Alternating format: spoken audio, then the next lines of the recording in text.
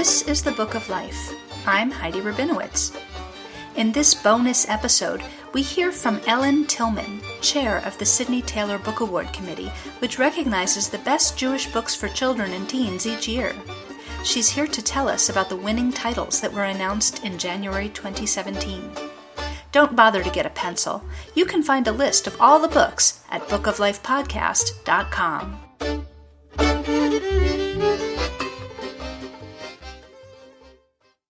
Ellen Tillman, welcome to the Book of Life. Thank you. I'm thrilled to be here. Excellent. I want to hear all about the 2017 Sidney Taylor Book Award winners. So first, tell us what won the Sidney Taylor Book Award. Well, we give the awards in three categories. We give a book award for younger readers. This is children in pre-K to grade 3. The winner in that category was I Dissent. Ruth Bader Ginsburg Makes Her Mark, written by Debbie Levy, with illustrations by Elizabeth Baddeley. The second category is for older readers, for children from grades 4 to 8.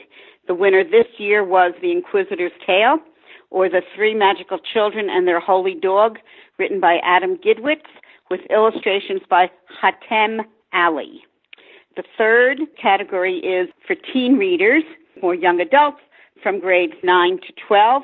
The winner in this category is Anna and the Swallow Man, written by Gabrielle Savitt. We also recognize honor books in the same three categories. So the winners get a gold medal, the honors get a silver medal. So the silver medal winners for younger readers is Fascinating, The Life of Leonard Nimoy by Richard Michelson, with illustrations by Edel Rodriguez.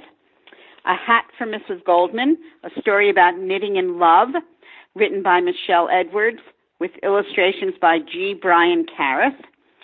And the Sidney Taylor Honor Book for older readers are Dreidels on the Brain by Joel Ben-Izzy, and A Poem for Peter, the story of Ezra Jack Keats and the creation of the Snowy Day by Andrea Davis Pinkney, with illustrations by Steve Johnson and Lou Fancher. So where can people find the listing of all of the winners? In addition to these gold and silver medalists, there were 10 notable books. Where can people get that information? You can go to www.sydneytaylorbookaward.org. Now, it's interesting, this award has been given since 1968, and it's named in honor of Sidney Taylor, the author of the very famous All of a Kind Family series, and her daughter, Jo Taylor Marshall, is the funder of this award. So we're really very fortunate to have this connection with Jo. Yes, it is very fortunate. So this year, in the teen readers category, there was a gold medalist. There was no silver medalist. There were no notables.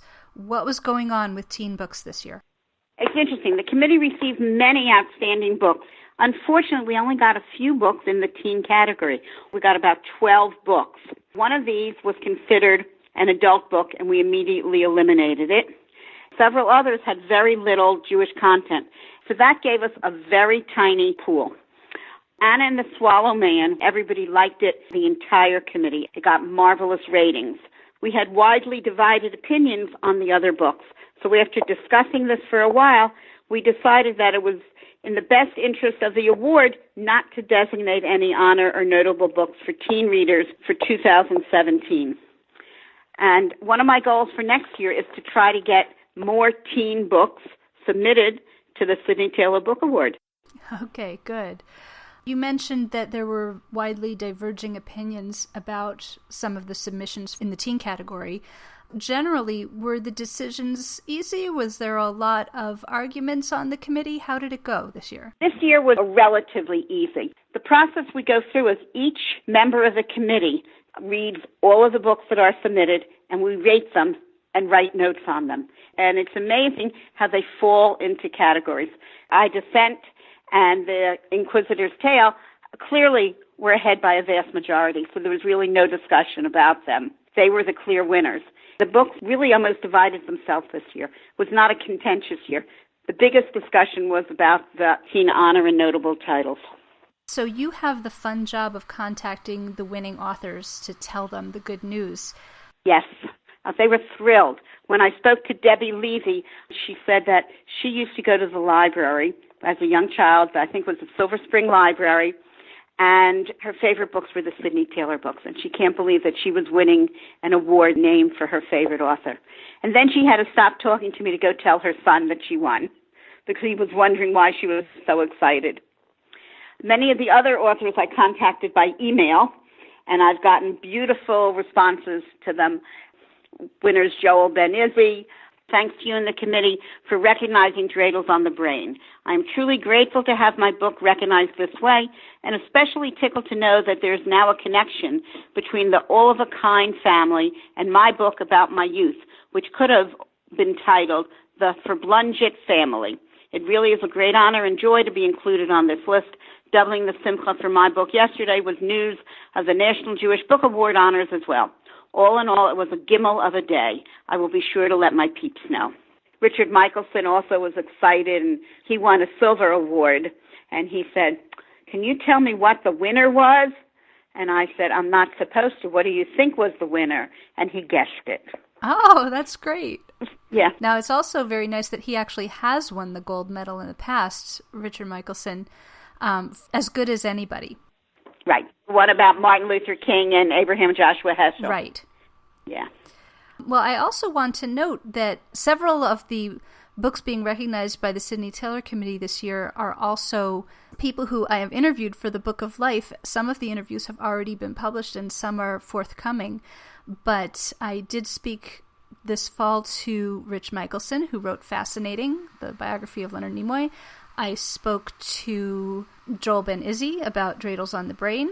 In November, I posted an interview about I Dissent. So I guess it was sort of in the air what great books these were, because I was already paying attention to them before they won the award.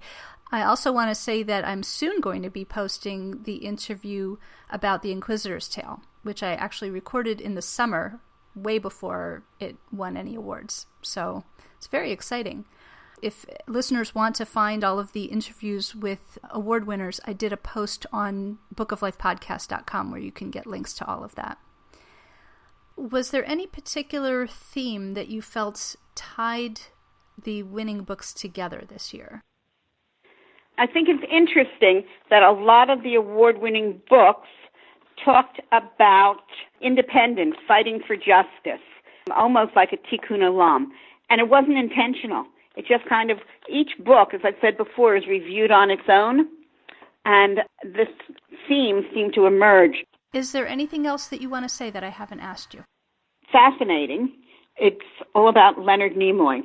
And I had the experience of meeting Leonard personally on 2 different occasions.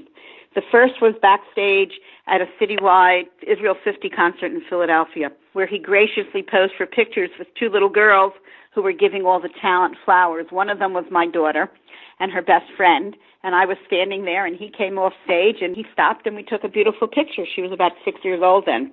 The second time I met Leonard was at a concert where he was the narrator, where my husband conducted, and he was a guest at a fundraiser in our home. He was gracious. He was kind. He intermingled with the people. He told anecdotes. When I spoke to Richard Michelson earlier in the year, I shared my experiences with Leonard, and we both agreed that being Jewish had a very great effect on Leonard's life. You know, the whole live long and prosper, the Vulcan greeting, the priestly benediction, the letter shin that's made with your hands. These are all Jewish experiences that added to his success. One other little anecdote. This week I read to my preschool story hours A Hat for Mrs. Goldman by Michelle Edwards. I had both 3-year-old and 4-year-old classes coming in, and we talked about awards that are given to Jewish books.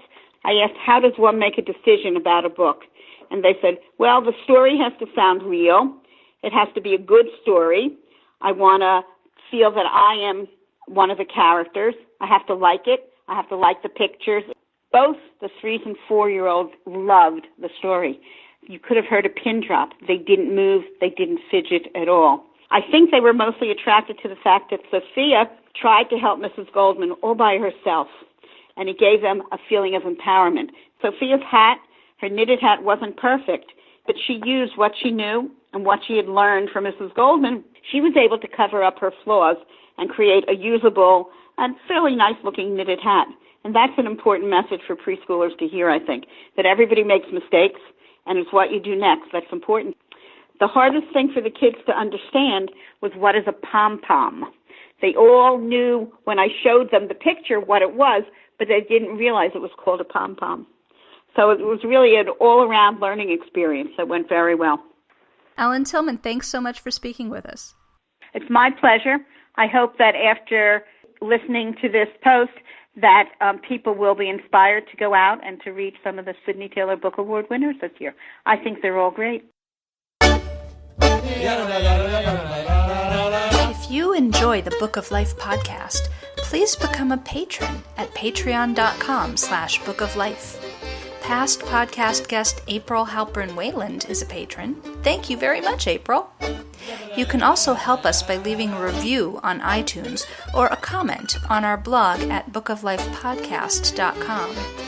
Keep in touch by liking our page at facebook.com/bookoflifepodcast. Follow us on twitter.com/bookoflifepod.